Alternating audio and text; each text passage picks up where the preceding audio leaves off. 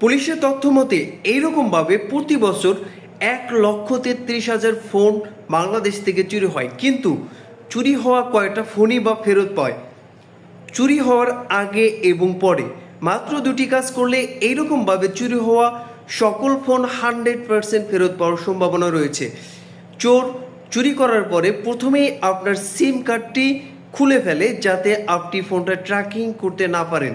এর জন্য আপনার ফোন থেকে অফলাইন ম্যাপটা চালু করে রাখতে হবে। সেটা কিভাবে করবেন চলুন দেখিয়ে দিচ্ছি। কাজটা করার জন্য আপনি সরাসরি চলে যাবেন আপনার ফোন থেকে সেটিংয়ে গিয়ে আপনার প্রোফাইলের নিচে গুগল সার্ভিস নামে একটা অপশন পাবেন। গুগল সার্ভিস অপশনটাতে ক্লিক করলে এখানে একটা ইন্টারফেস পাবেন। এই ইন্টারফেসে প্রথমে দেখবেন ফাইন্ড মাই ডিভাইস, এখানে আপনি ক্লিক করবেন। ক্লিক করার সাথে সাথে দেখেন আমার ফাইন্ড মাই ডিভাইস ওপেন আছে। এখান থেকে আপনি ফাইন্ড ইওর অফলাইন ডিভাইস এখানে ক্লিক করবেন। ক্লিক করার সাথে সাথে এটা অফলাইন আছে, এটা উইদাউট নেটওয়ার্ক, এখানে ক্লিক করে দেবেন। ক্লিক করে দেওয়ার সাথে সাথে আপনার এই অপশনটা চালু হয়ে যাবে। এখন যদি চোর